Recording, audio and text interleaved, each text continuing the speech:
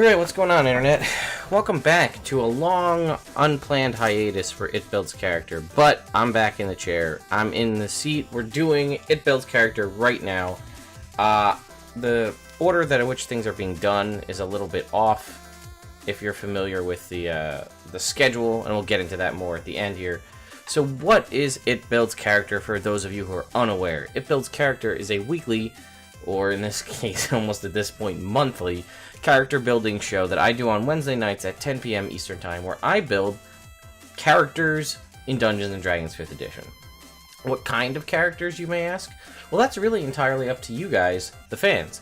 I take suggestions and requests for pretty much anything as crazy as you want it to be that you come up with, and I put that in Dungeons & Dragons 5th Edition, and I do my very best to replicate them as close to the source material as possible, and provide that to you guys in this format here in the stream, and then a downloadable character sheet after the fact if you so choose.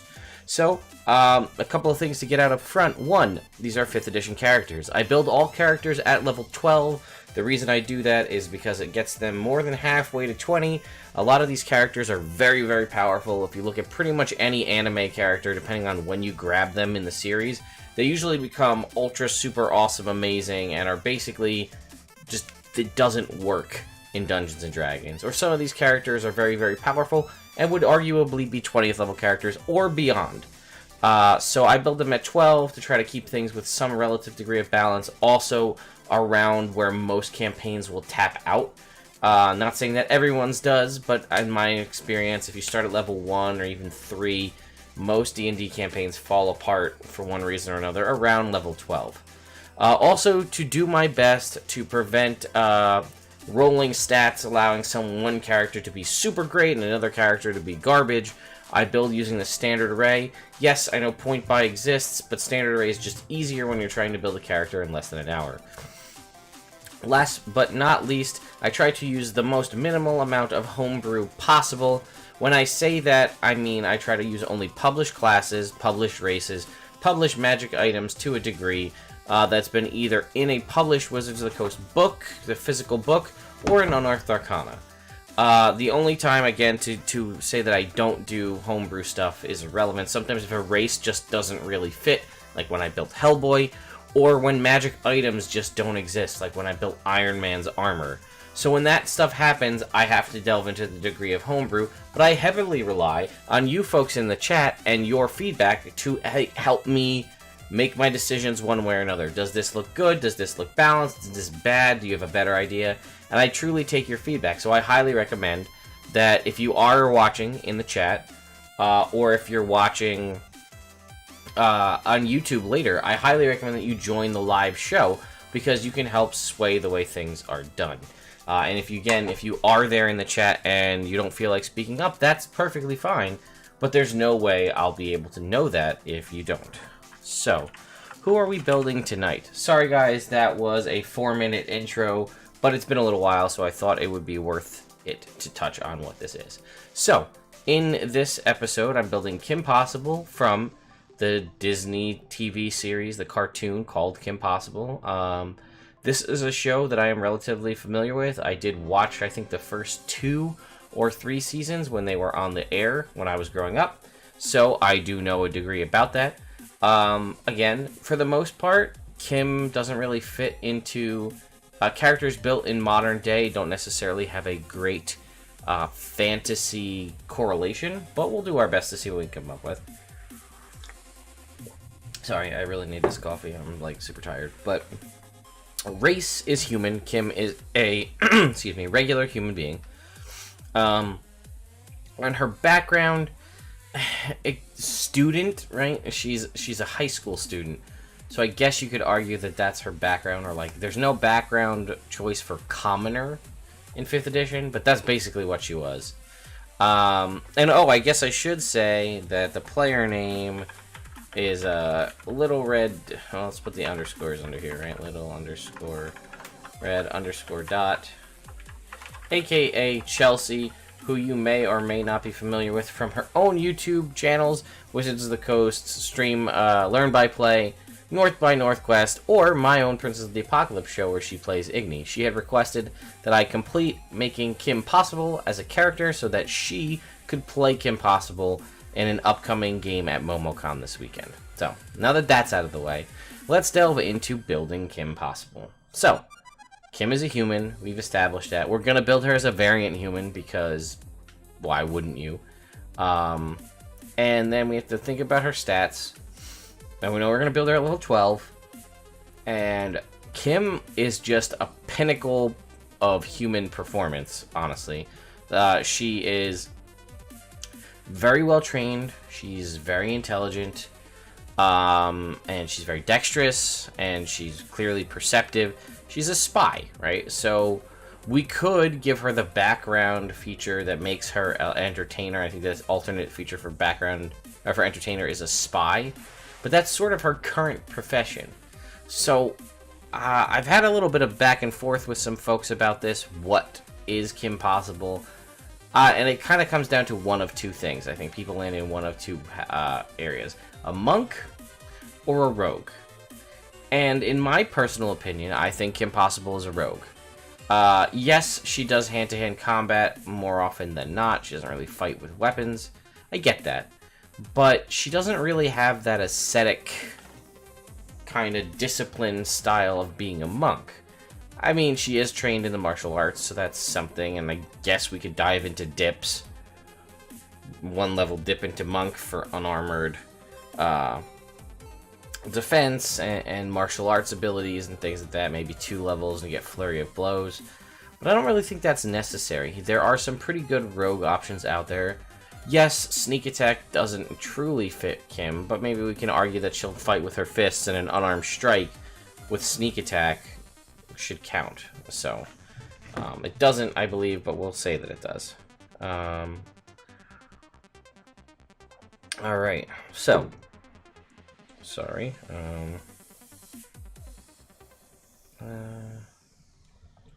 Okay, cool. Just got another... Speaking of, I just got another update from somebody asking on Twitter, DMing me, if I could make a new character from Hero Academia. And that is absolutely a character that I can make.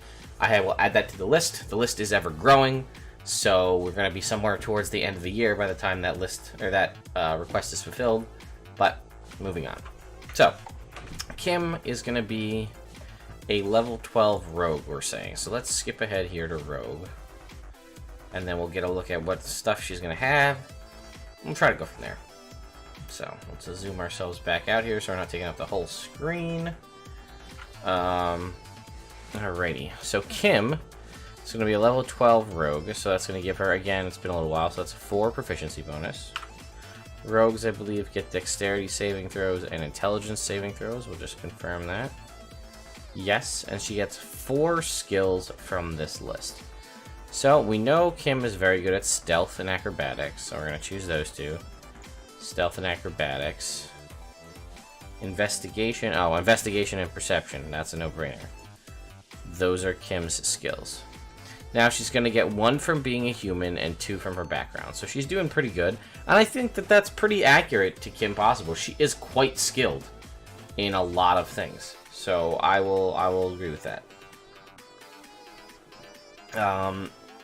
So we're gonna do the skills first because stats are gonna be a little difficult because Kim is pretty well-rounded all the way. So let's see. She is a cheerleader, so I'm gonna say that that counts as performance. We said we were gonna look up the spy background just to see, so maybe that'll coincide. Entertainer, I believe it is a spy. Acrobatics and performance. Oh, variant gladiator. Oh, it's criminal is a spy. Criminals get deception and stealth, thieves' tools. She's already a rogue. We're gonna go with entertainer, even though that's a little wonky because she's a cheerleader and a student. I guess you could argue acolyte, but let's go with that. So acrobatics and performance. So she already gets performance. We just chose that. Trudius has acrobatics, so we're going to use acrobatics to replace with something else. Let's see.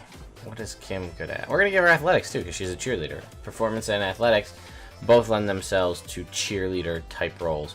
And she's a pretty good read of character, so I want to use her human one to be insight. So, oh, and I open the freaking character sheet that's just the first page. Wonderful. Alright, let's fix that.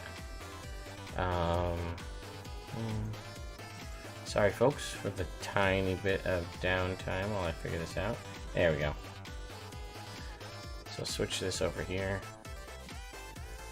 And then we'll just grab what we have here. And we'll zoom ourselves back out.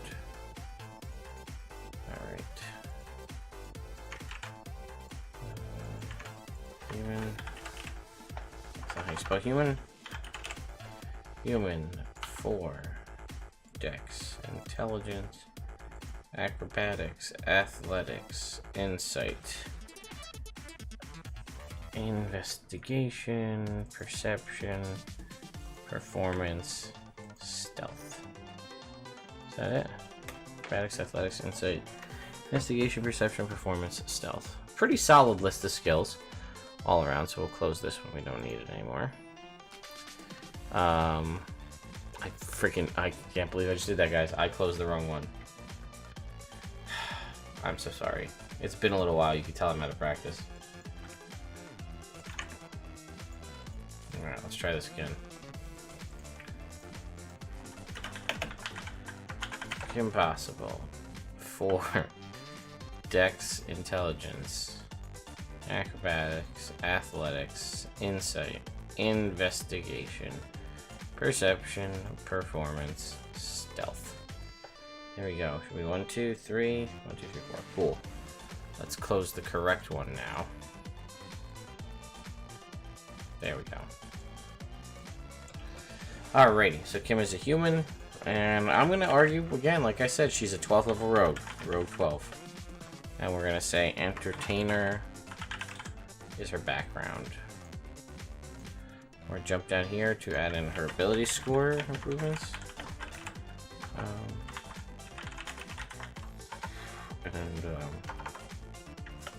We do well. Let's you know what? Let's just not get ahead of ourselves. Let's pick out her stats. So she's a rogue, so dexterity is going to be important.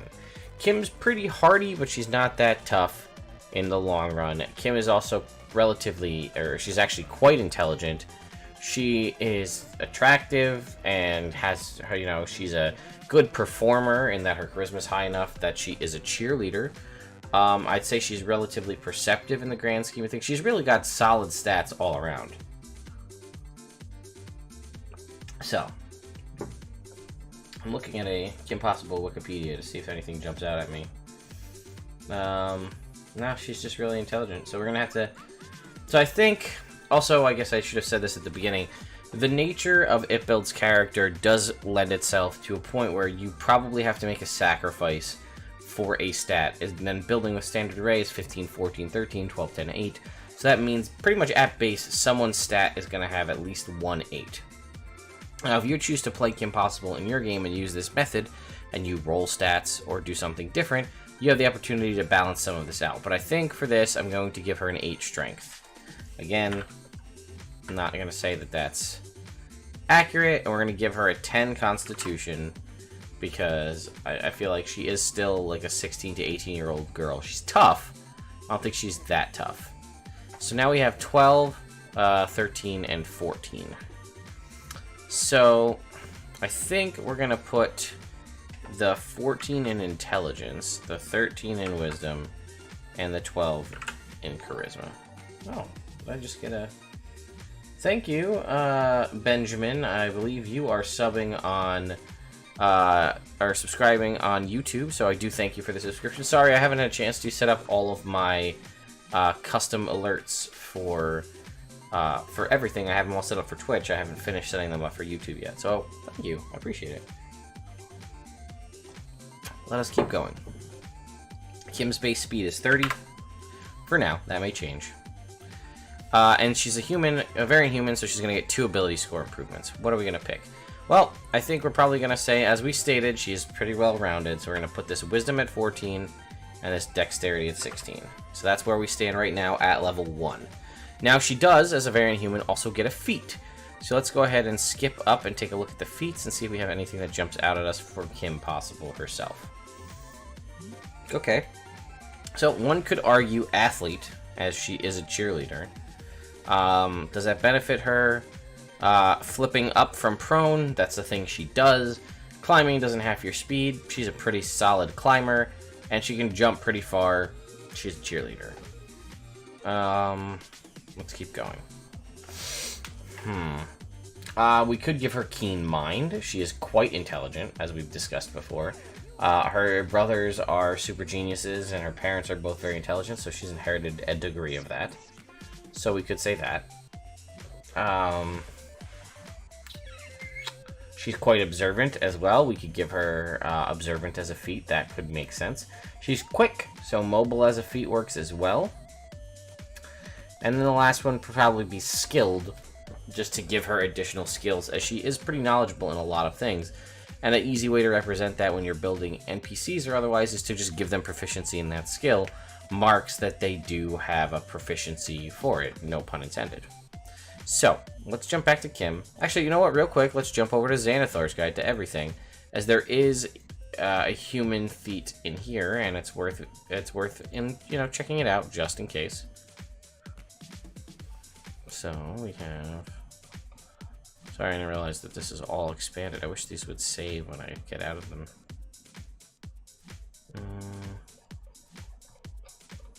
Racial feats. So human racial feat, I believe, is just one, which is Prodigy, which is not something we could argue Kim is not. Expertise in a skill, a tool, and a language. I think I'm going to pass on Xanathar's for that, and we're going to jump back to the player's handbook for feats. I think I'm going to skip skilled. I think if we're going to get that, or, and again, also, I did say she's tough, but, so we could give her the tough feat as well. I think we're going to come back to that later on. So, let's see here. I like the idea of giving her keen mind, but also inspiring leader is not something to overlook when building Kim possible.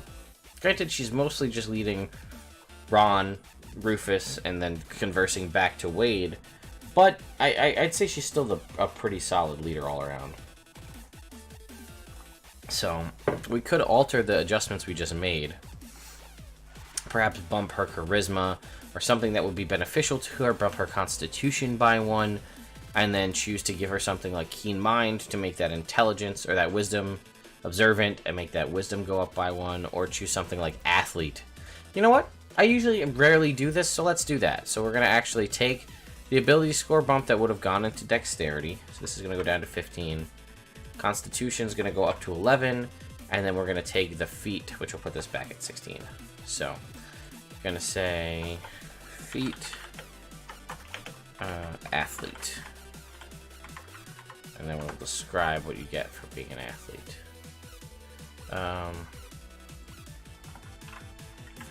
Stand up from prone.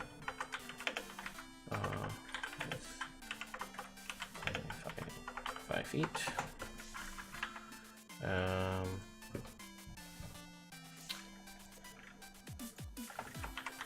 Climbing doesn't have your speed. And is it just extra? You can just. Okay. Oops. Running, long jump, 5 feet. Okay. So that's Kim in a nutshell. So let's start diving in. So we're going to go ahead and put in here unarmed strike, because that's her main choice of attack. We're going to go down here, we're going to put sneak attack.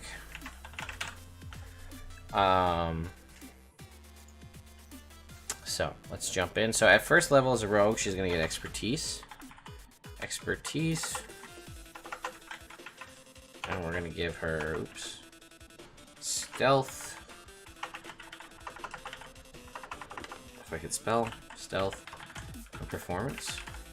She is going to get these tools. disguise kit. So this is going to be doubled. And she's also going to get use can't. And I think that's it for base rogue, pretty much at level 1.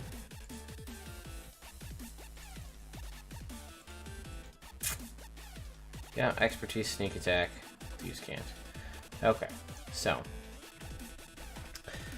second level, she's gonna get cunning action.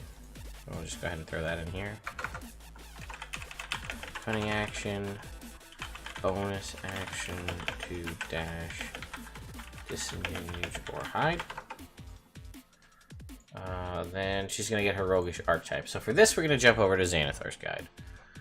Because she's definitely not a thief, and she's not an assassin, and she's sure as hell not an arcane trickster. But there's 2 other ones, or actually there's 3 other ones, or actually more than that, that were added in Xanathar's Guide to Everything.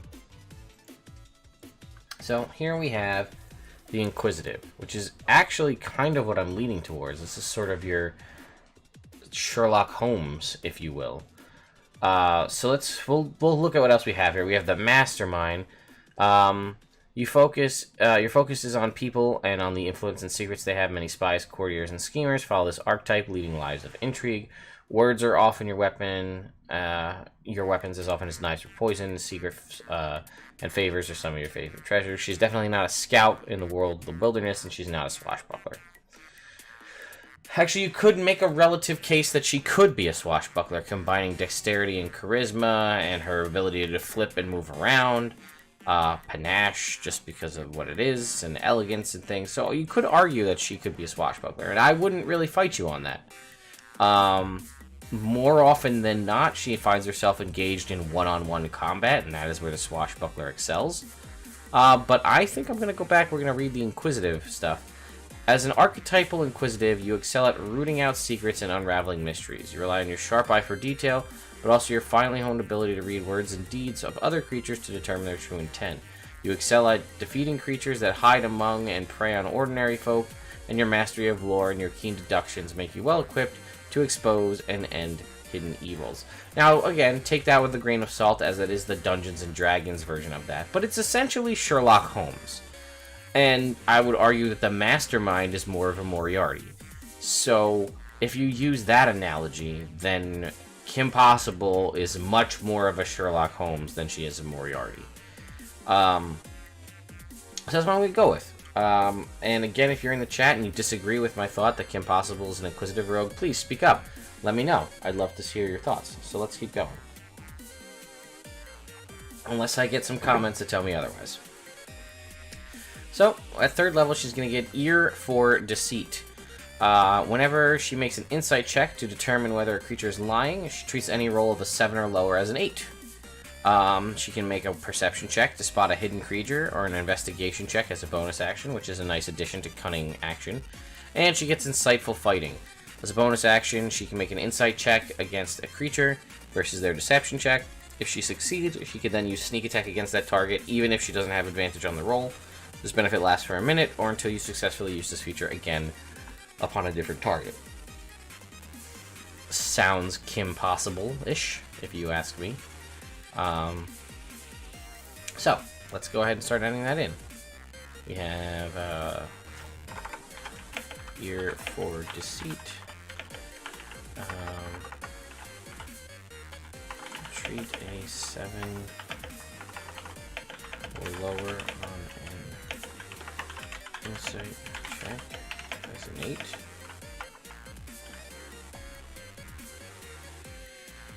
Oh, there's no P in Deceit. Is that what it was? When a creature's lying, treat a roll of 7 or lower as an 8. Well, it's not exactly the most helpful, but you know, you never know. Alright, so then we have, what was that one? Next one called? Your Eye for Detail. Eye for Detail. We'll call that, so that's, perception check or investigation check as a bonus action. Insightful Fighting. And then that is Bonus action to make a insight check versus target's deception. If you win, you can utilize your sneak attack feature.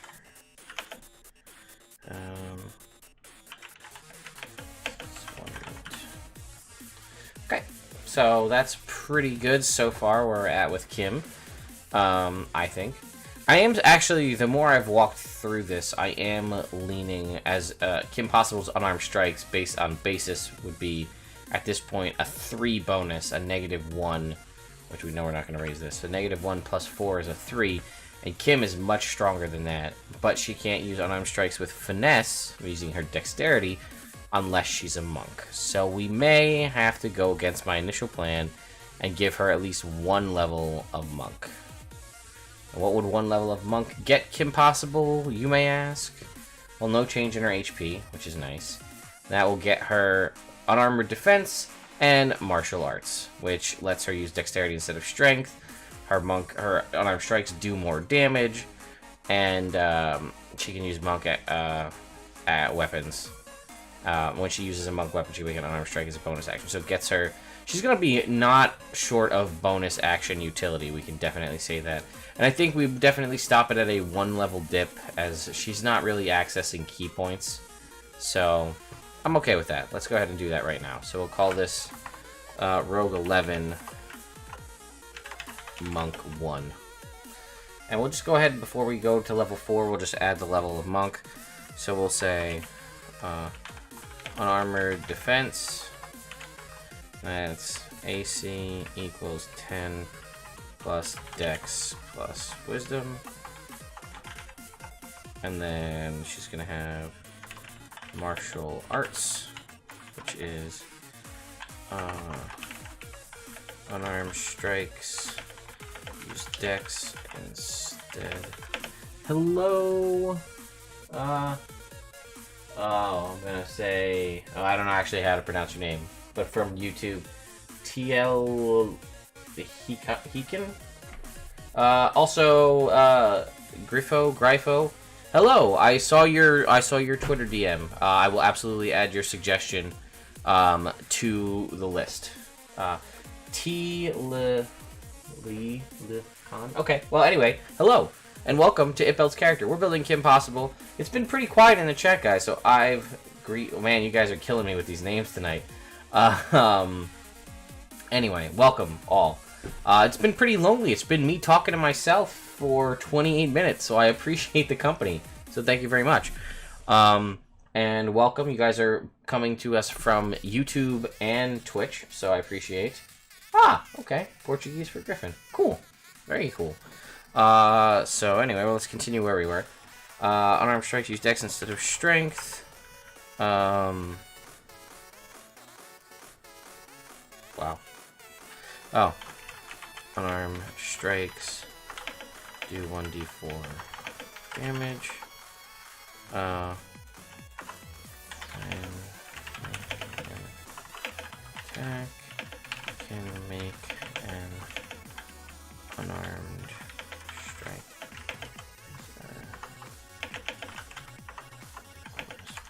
So now we can go ahead and put this here, and we'll leave that, but this is going to be a d4 plus something. Yes, that's okay. Yes, Rogue Monk for Kim Possible. Originally, I was going to go 100% Rogue, and I sort of, as I walked myself through it, I talked myself out of it. I was going to go 12 levels of Rogue, as I always build my characters at level 12. And I said, well, you know, she's definitely got sneaky, roguish, spyish nature. And running with the what is this called again? The Inquisitive from Xanathar's Guide to Everything. I said that kind of fits her. Sure, she's... I guess if you really want to boil things down, she sort of is Sherlock Holmes-y ish. Like, if Sherlock Holmes was an action star, then I would say that that's Kim Possible. But the reason I gave her 1 level of Monk is it lets her use her unarmed strikes using dexterity. It gives her unarmored defense, and while yes, you could argue with me that Wade did build her a special suit that repairs itself and has a force field and other things, and I would agree with you there. She's basically wearing cargo pants and a crop top and gloves, so she doesn't get killed that easily, so it's got to be from something. So I'm going to call that unarmored defense. Okay, so we got her monk level in there. Now we're going to start going back into rogue. So then she'll hit 4th level rogue.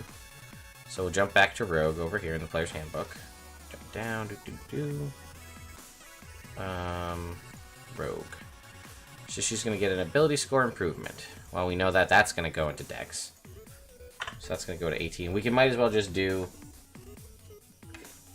You're true, I didn't even think about the action-oriented Sherlock Holmes. So that is very true. Totally forgot about that set of Sherlock Holmes movies, and I only saw the first one. But you're right. Calculating in his way.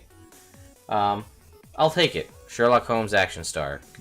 Again, completely spaced on that. So we're going to say, we'll just do her ability scores all now. So we'll go down here, and we'll say plus 2 dex.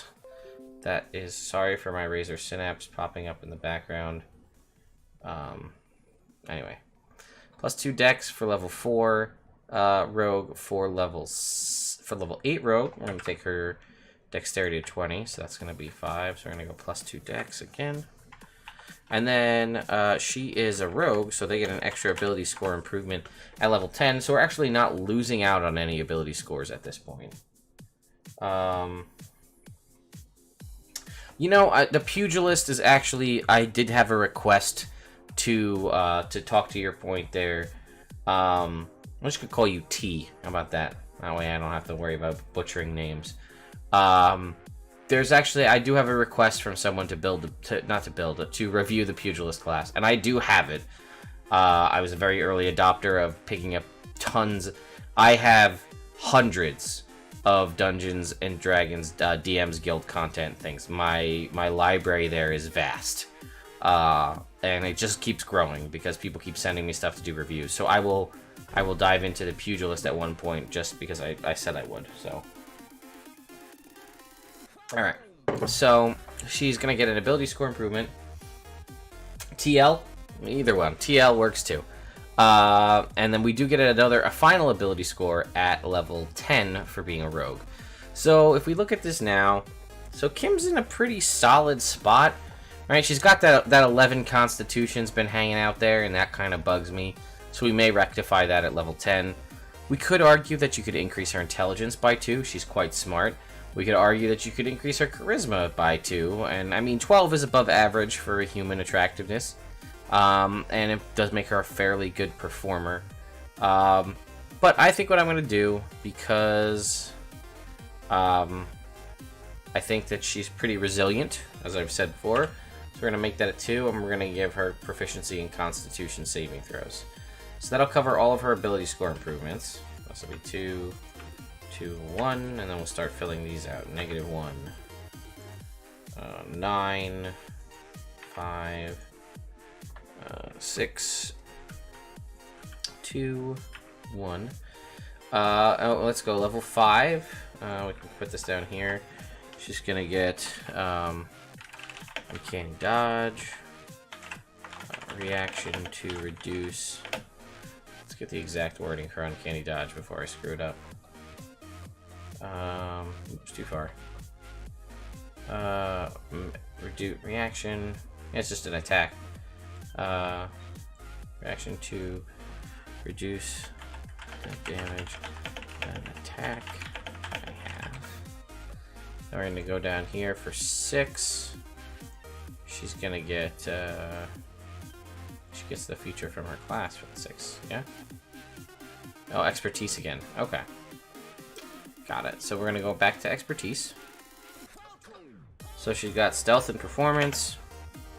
We're going to give her perception and acrobatics. So now we can fill these out. So this is going to be 8 plus 5. This is 13. 2, 2. This is a 3. For that, this is a 1. This is a 2. Oops. 2. Oh, we probably should give her... Ooh. We don't have to build to the class mechanic. So this is gonna be a 6, 1, 6, 2, 1. Expertise and perception is gonna make this a 10, and performance is gonna make this a 9. 1, 2, 5. Stealth is gonna make this a 13, and that's gonna make that a 2. Which means her passive perception is a 20. It's not bad. And this will make her unarmed strike a 9, and that's a D4 plus 5. That's basically her main move. If we go with unarmed, basically her unarmored is the same as it would be with studded leather, so we're just going to call that straight up 17. Her initiative is going to be 5. We'll come back to hit points, but I think it's probably going to stay the same. Okay, then at 7, she's going to get evasion, so it's going to be take half damage on success, on failed dex saving throw, 0 damage successful dex saving throw. Okay, and she'll still get access to reliable talent, which is really what you want to have if you're going to be a rogue, which also fits with Kim's general thing.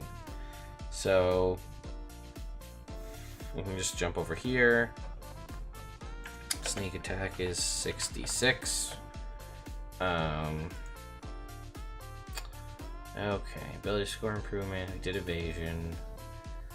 Roguish archetype feature at 9. Did the ability score. Okay, so let's jump over here to her roguish archetype from Xanathar's. Steady Eye. Advantage on perception or investigation check if you move no more than half your speed on a turn. Okay. It's called Steady Eye. So throw that in here. Steady Eye. Advantage on perception or investigation checks.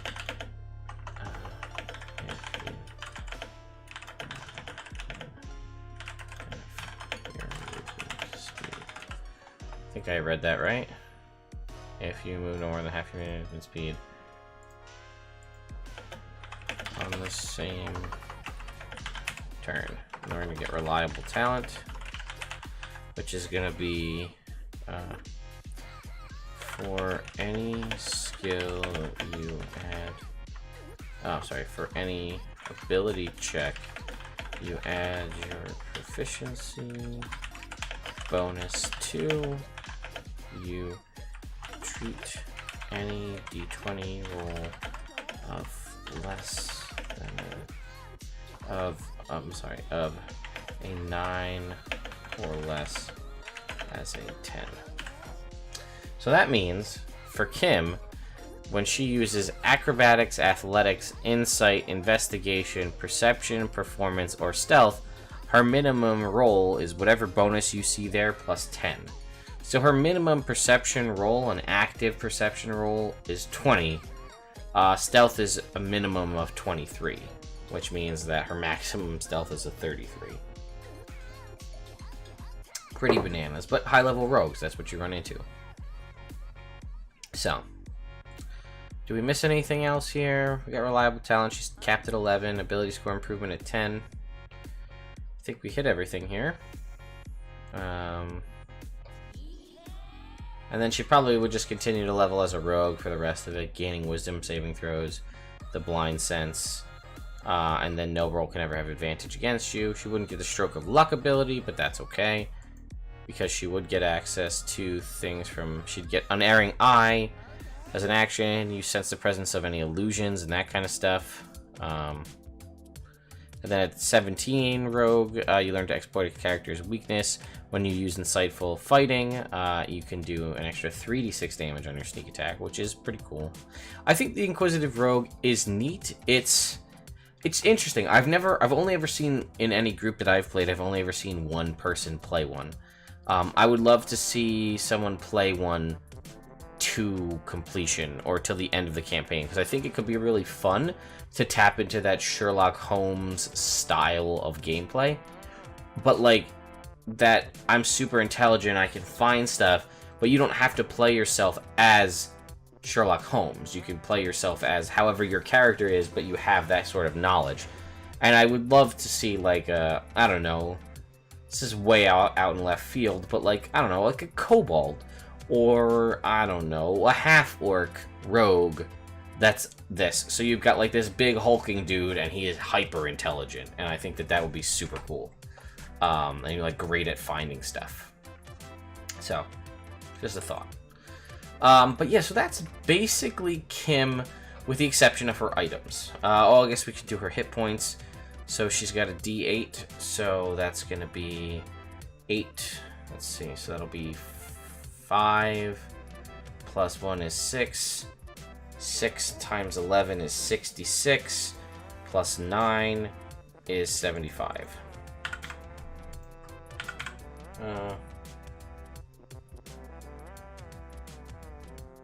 Yeah, thank you guys. Yeah, okay, so TL, you said I had a guy play in a Halloween one-shot. Insightful fighting is really good against uncharismatic zombies. 100%. And again, I didn't build Kim in this manner to the class. So, like, normally, if you're going to build an Inquisitive, more often than not, you would probably take Expertise and Insight, as that's going to only benefit you for your insightful fighting. Now, again, I think Kim's stealth, perception, performance, and acrobatics are more in line with her character than her insight. She is an insightful character, I would say. She is good at detecting things, reading people's character, but I don't think that that's her, like, an expertise thing for her. Now, that's not to say we couldn't take a feat in one level when we hit Rogue 12 to rectify that manner. We absolutely could. But yeah, if you, like, I mean, if we had done that at this point with these stats, her insight would be a 10, which means her minimum insight would be a 20, with reliable talent. And that means more often than not, you're going to stand a pretty good chance of, again, as uncharismatic zombies as your example, you're going to do pretty good at being able to essentially ensure sneak attack all the time, even if surrounded by foes. So in that way, you could actually outclass a swashbuckler. So... yeah, and, yes, Grifu, to your, what you're saying there, yes, applying that to combat would be super fun, analytical mind, exploiting weaknesses, analyzing fighting patterns, striking back, yeah, again, I mean, more often, there's nothing to say you couldn't play this exact character that we're discussing here as any character, and that's just how you roleplay that character. This one just gives you the character-based mechanics to back that up. But I think it could be really fun. So that, you know, and honestly, I think this is a type of character that I could play and enjoy, because I, as a veteran Dungeon Master and player, as a veteran Dungeon Master and player myself, like, I do analyze combat scenarios. When we get into a fight in any game that I'm in, like, when it's not my turn, I am focused on the combat, I am focused on the encounter, I am analyzing, and to a degree, probably fighting myself on metagaming what I know these creatures can do, because I know what most of these creatures can do. So... anyway, so I think I could truly enjoy playing this, but I'm getting distracted from this. So let's go back to Kim. So we've pretty much built Kim without her items, but we would be surely remiss if we did not discuss Kim Possible's items. Oh, and I should put in here that we took Resilient Con, which is +1 con, proficiency in con saves. Okay, so what kind of magic items or items does Kim Possible have? Well, everybody knows Kim has her hairdryer grappling hook. So we have to put that in here. There's no question about that. She has the communicator, which is her little communication device that she uses to contact Wade. I don't really know. That's not exactly something that you can put in Dungeons and Dragons. So basically, the way I'm going to call that is that's sort of like a weird, like a scrying orb crystal ball mixed with a sending stone. So let's go ahead and look up. Let me actually pull it open because I don't have it open, actually. The Dungeon Master Guide. And let's go look at the crystal ball in the DM's guide, because I actually never look at these. And I know there's like 3 different kinds of crystal balls. It's just an item that I constantly overlook. Maybe this is the time that it fixes itself for us and we get to use the crystal ball. Alright.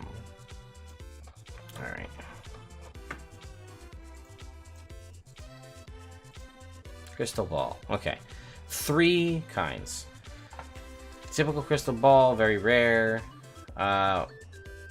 Legendary items, blah blah blah. Crystal ball of mind reading. You can cast detect thoughts while you are scrying with the crystal ball. Targeting creatures you can see within 30 feet of the spell sensor. Oh, you can cast while touching it. You can cast a scrying spell. I missed that part. And I guess you can just. Whoa. Okay, let's read that again. The typical crystal ball, a very rare item, is about 6 inches. While touching it, you can cast a scrying spell. Save DC 17 with it. So right there, guys, you can just use... I did not... Wow! I really didn't realize how good this item was. If I'm reading that correctly, you can just cast scrying with a crystal ball indefinitely. It doesn't seem to run out. So that's cool. And then there's the 3 variants. So crystal ball of mind reading. You can use an action to cast detect thoughts while you are scrying. Targeted within creatures within 30 feet of the scrying sensor. You don't need to concentrate on this detect thoughts to maintain it during its duration, but it ends if scrying ends. Sorry. Crystal ball of telepathy.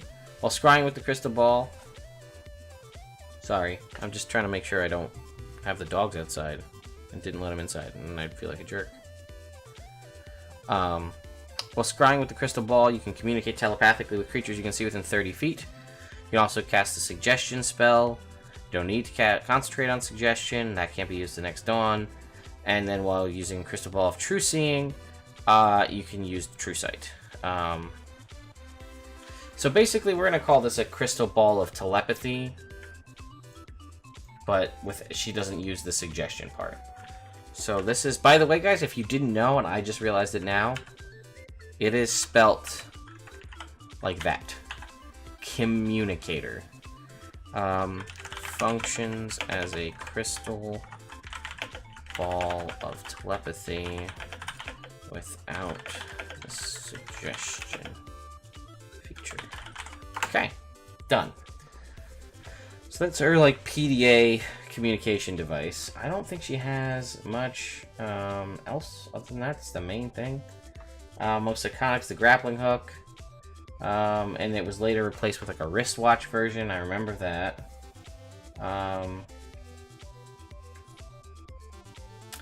So, I guess I'm going to build Kim in my idea. This is the Kim Possible that I remember.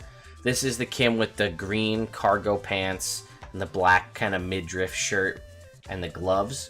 Later on, she did change her outfit to be like dark purple pants and like a purple full body covering shirt that was short sleeve. And that was a different outfit, and the communicator was on her wrist, and it could do things like it had a super magnet and it had cool stuff, but I actually don't remember watching too many of those episodes. So we're going to focus on the Kim that I know. So we're going to add the last thing is the hair dryer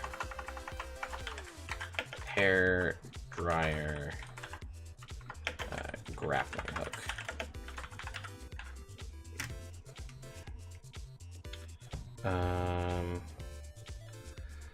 All right.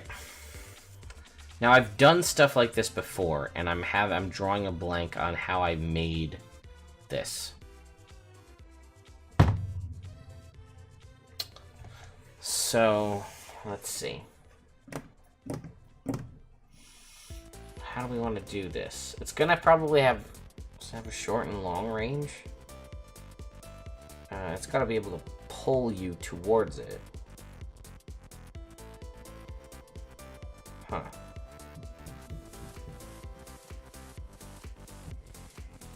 I make one for any of the characters that I've built so far? Let's check that out. Remember who? Oh, I made the hook shot for Link. We'll use that. Okay. Let's go and check that out. That works out. We'll just, that way I'm keeping consistent with my own characters that I've built. Alright, so what did I do for Link?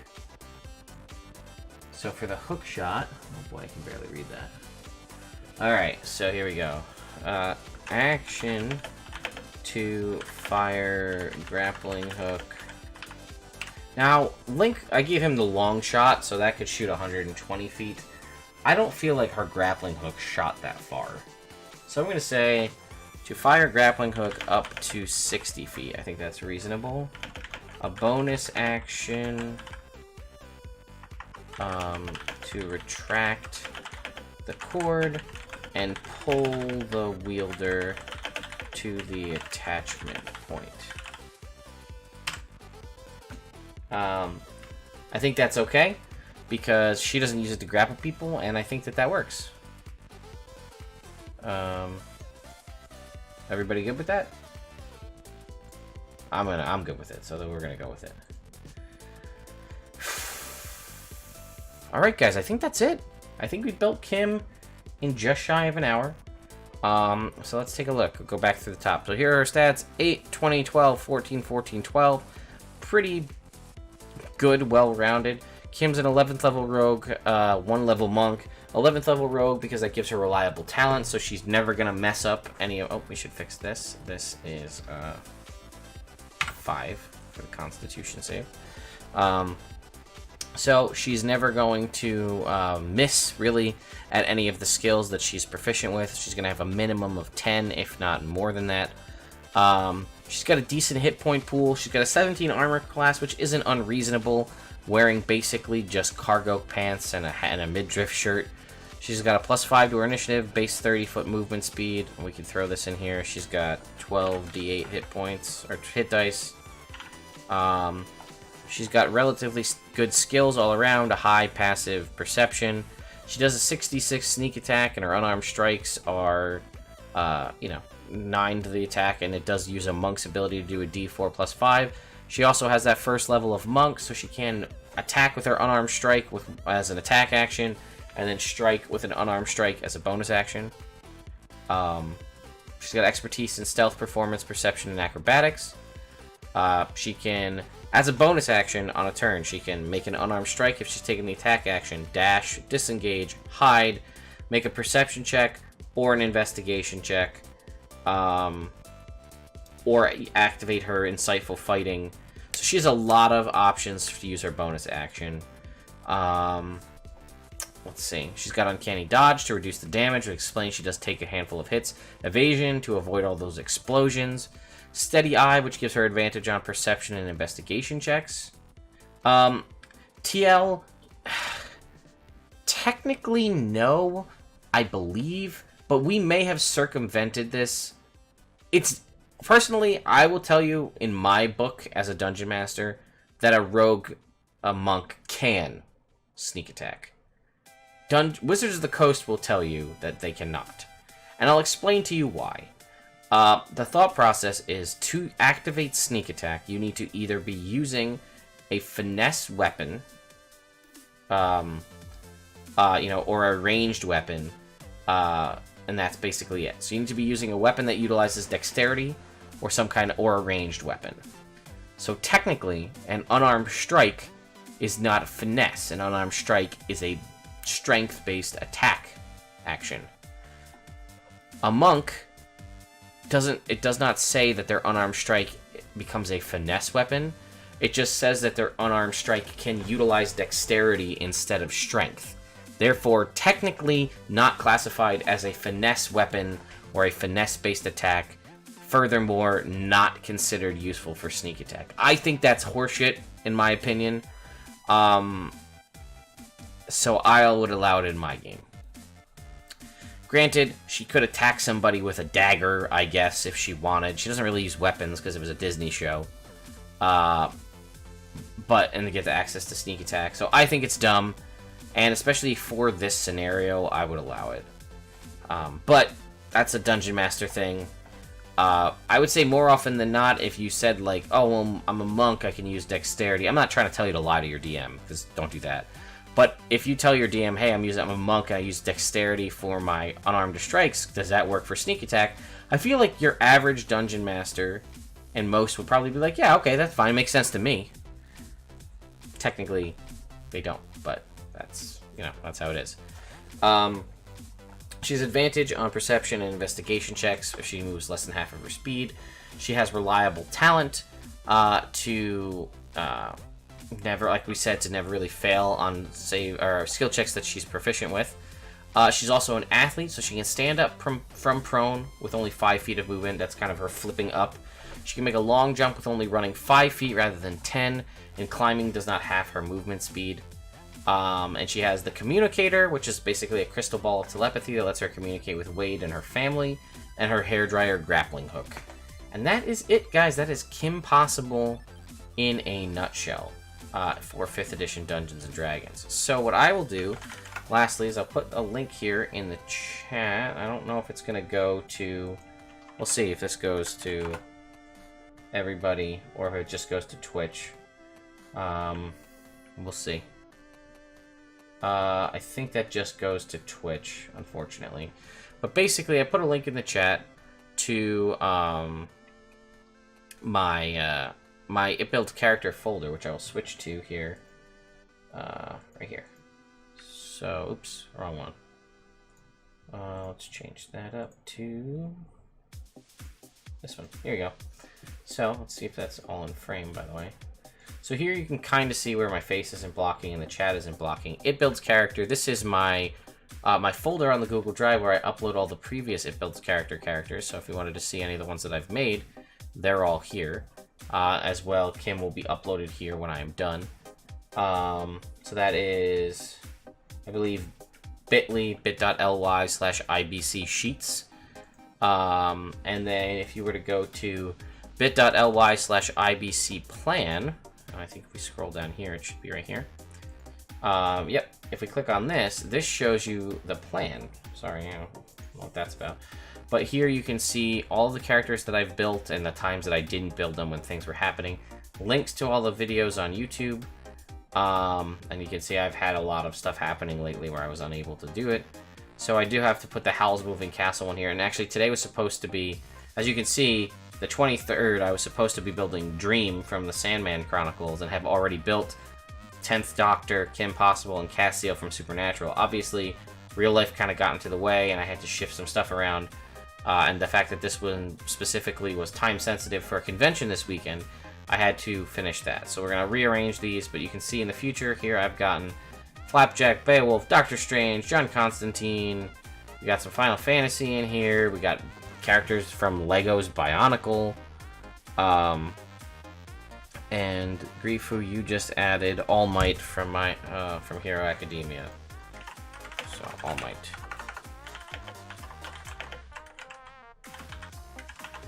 Okay, there we go. Added to the list. So there's a handful of stuff you can see here.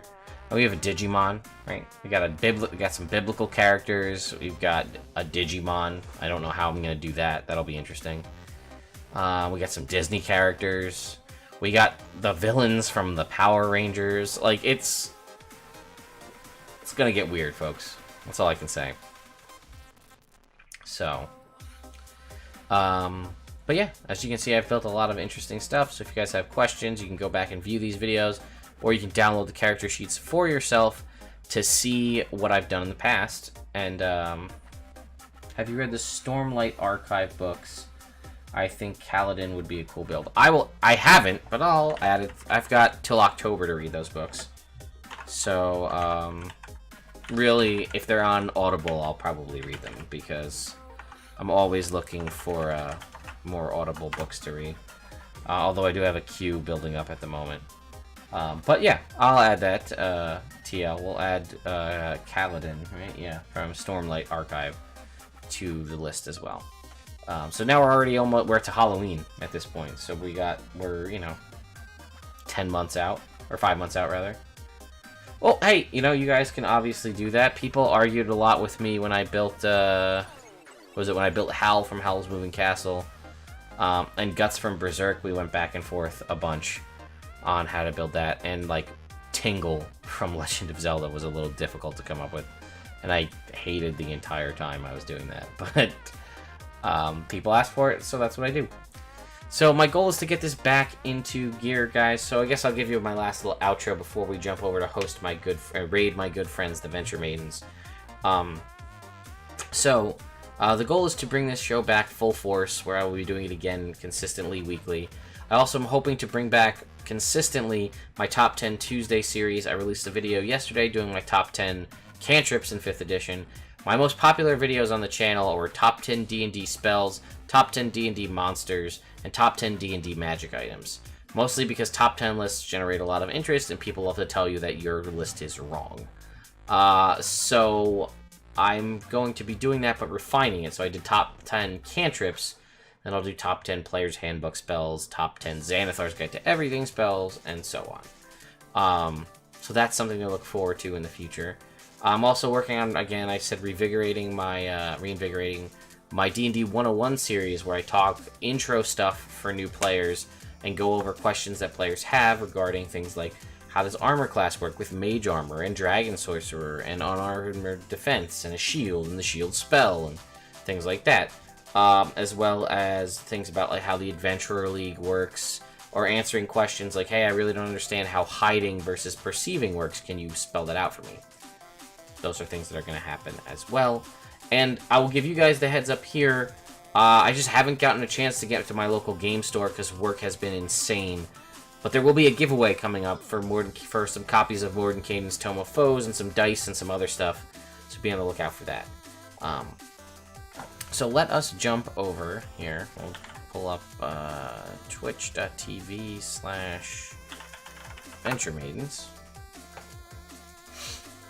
And they should be still playing. Okay, so this is After Hours. So if you're unfamiliar, Venture Maidens are two good friends of mine. I run games on Monday.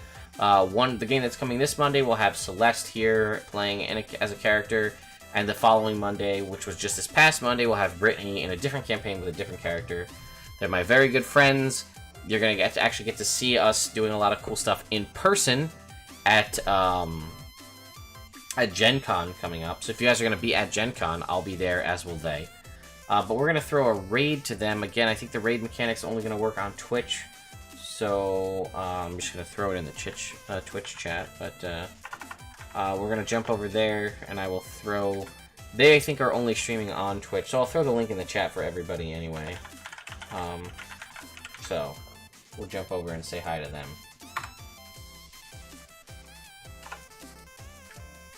And anyway, guys, I will see you next time. Have a great week, and yeah, we'll talk soon.